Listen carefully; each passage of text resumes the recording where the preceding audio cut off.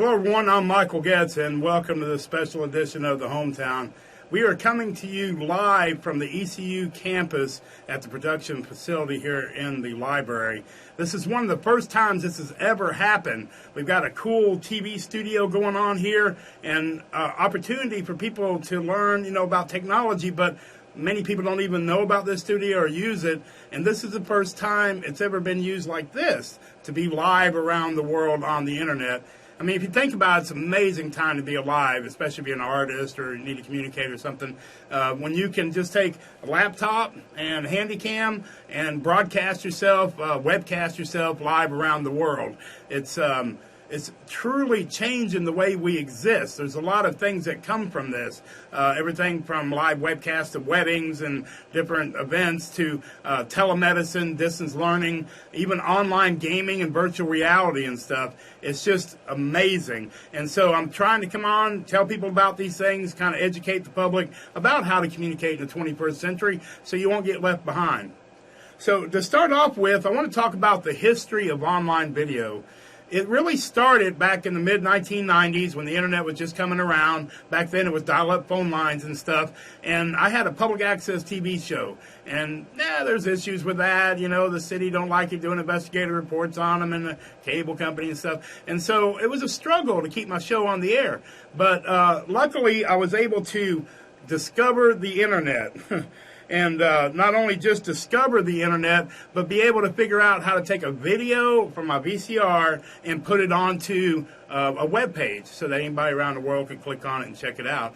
And so that little beginning allowed us the opportunity to start building on that. And as the rest of the world caught on and started understanding, then, of course, a decade later, YouTube comes along. Then, of course, Facebook adds video. They both now have live webcast capability on their site. It's pretty cool. So I encourage you to take advantage of it. You might have a wedding and you want people that couldn't be there to be able to participate. They can log on, watch the thing online. My webpage, uontv.com, the original online video portal that's been around since the mid-1990s. And, it's an opportunity for you to stay connected with family and friends. And the cost is minimal, right? I mean, a good internet connection and you're ready to go. Right now, I've got a friend of mine, Nick Anderson, actually. Hey, Nick, what's up, buddy? Hey, we're online right now, and we're talking to the rest of the world and stuff. And I was hoping, like always, to have you on. And let's see if we can. Hey, here's my buddy Nick. What's up, man? And we're getting some feedback, man. But either way, how's it going, buddy?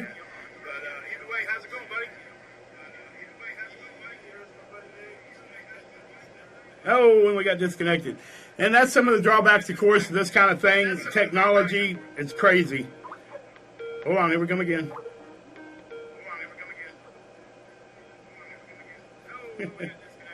Stand by. Nick, you there, man?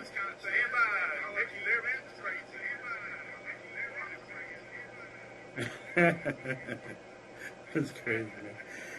And so, as Nick tries to work out these difficulties, we're going to go on talk about,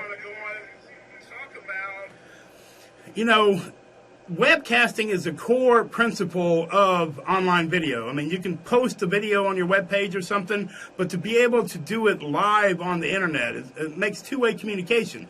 So whether you're teaching a class, whether you're having a church service, which to me blows my mind when you think about, what if all the churches were connected online? And I could sit down on any day, on any topic that I might have an issue with, anger or money, whatever, and I could just do a search. By religion, by area, region, whatever, and see live events happening or archive video of that topic, So to me, it's the closest that human beings have ever come to the mind of God.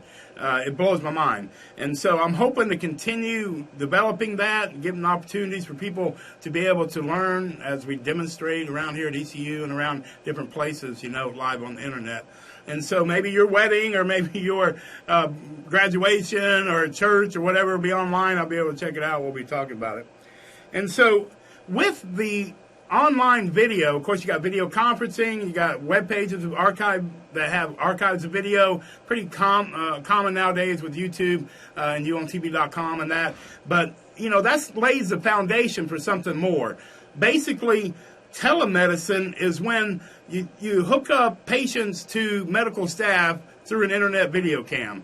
And so if you're sick, instead of having to go to the doctor, a nurse can come to you with a laptop, sit in video conference with the doctor, or you might be a paramedic out on the field, like the old Emergency 51, but with a video camera, you can sit there and talk with the doctor and show what's going on at the accident or anything like that. It's amazing, to communicate in that way. And so nowadays with the medical system under fire, financially unable, things always, why not? So I could take a laptop with a nurse, let her go to a retirement community and deal with 50 different patients or something, rather than every one of them trying to come to one doctor. It's kind of crazy like that. And for me especially, I'm a substitute school teacher, been so while, and every class is different. And occasionally you get students that may not be honest all the time, and they're going to come up and challenge you. They're going to ask you, hey, let me go home, I'm sick, And if you don't know the history of that student, whether they're honest or lie, if they're sick a lot, those kind of things, then you're a teacher trying to make a decision about the wealth of a child. And most schools can't afford a regular nurse. They might have a weekly one. I don't see it too often.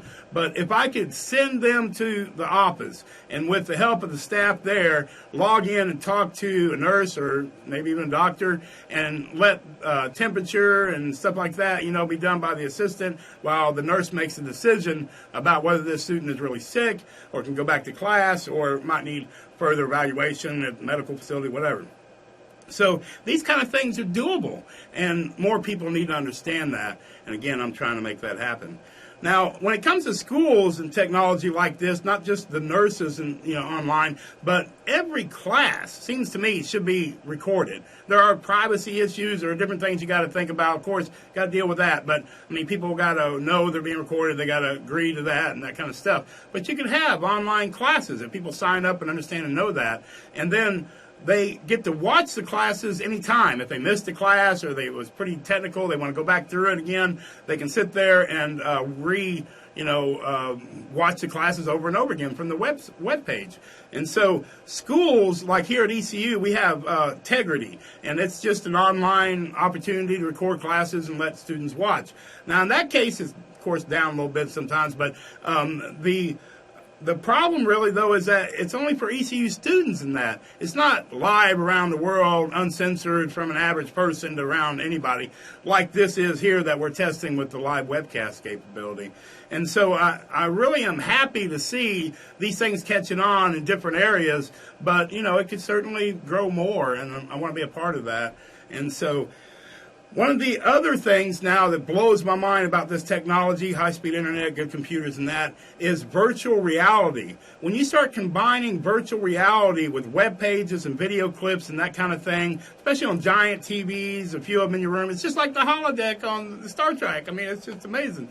And that can be done also through a pair of goggles. Nowadays, it's nothing but a little bit of cardboard with a couple of lenses and a little plastic or cardboard down the middle. And so you put your smartphone in it, run a virtual app, which is nothing more than just two pictures side by side. And you can watch videos, play a game, do things like that. And when you put the smartphone into your goggle, your mask that you buy, order, make one, whatever, then it does appear to be kind of 3D. And since you're kind of immersed with everything closed in, it really is exciting. Six Flags actually has a roller coaster now where you can wear the goggles, run their app of the roller coaster thing, and ride their ride. So not only are you getting the virtual reality kind of vision, you're being thrown all over and you're feeling the roller coaster as you're watching it. And of course their app ain't just a regular roller coaster. You got aliens flying around, things going through buildings and all kinds of crazy stuff that you're just like, oh my God, what's going on? And so that's just incredible, obviously. And more things like that coming down the pipe, more things happening with technology to help people communicate. And if you think about it, communication is what separates us from the animals. People need to communicate. And the better we do that, as a society, the better off we are. Which kind of leads me to my last point. Singularity. it's kind of a theoretical idea that at some point when we continue all this wireless connecting, Wi-Fi, iPad, webcast, and iPhone, we're going to be fully connected as a society. Certainly there's some people that don't want to be a part of it. Hell, we all probably want to drop off the grid sometime. So it's not like we got to all be there all the time. You know, it's not like Big Brother or, you know, the Borg on Star Trek. Hopefully not. It's up to us to make it great. But think about the potential when the total of mankind's knowledge is available to anybody anytime. I mean, when you think about the library and how that changed society, when, you know, I think the Greeks started a library where you could come and look at scrolls or different information, the average person's knowledge really increased. Society changed. And now we're talking about everybody that wants to participate in classes and churches and events and opinions, First Amendment talk, you know, people online like me just giving out information, communicating, not just archived, a bunch of, you know, scrolls to look through in the 21st century, but live.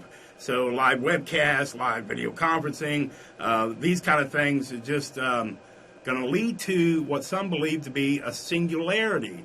And it's important that we understand and we participate so that we can make this go right.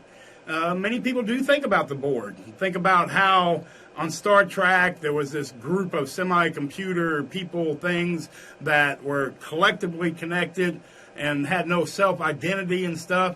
You know, all this technology can lead us down the wrong road. But if we get involved, if we understand the need, you know, to be human, the need to communicate, but trying to let it change us to the core to where we really don't. You know, you may never see your mother-in-law. She might just be on the webcast whenever you're doing Thanksgiving dinner. But together, if we work our way through these issues, it's a real opportunity for us to grow as humans and communicate better. Either way. All right, then. Well, I appreciate everybody staying tuned. It's, my show, The Hometown. It's the first live webcast show made for the internet, I think, in history. It started back in the 1990s.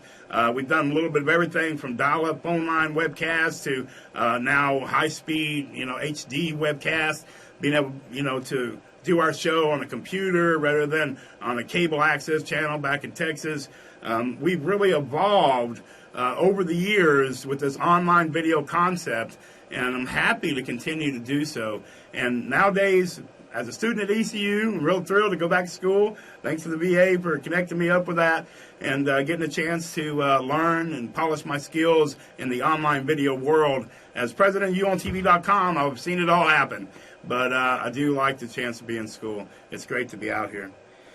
So I wanted to say hello to my family, both my two sons, Michael and Justin, and my daughter, Stephanie. And my mom's birthday was yesterday. She died a few years ago, but I know she's still up there watching. So I want to say hello to her as well. Either way, folks, if life really is a song, then we all have to play our verse. And I can't help but wonder, what will your verse be? I look forward to seeing it. I'm Michael Goetz. You're watching my show, The Hometown, and I do appreciate it. Take care.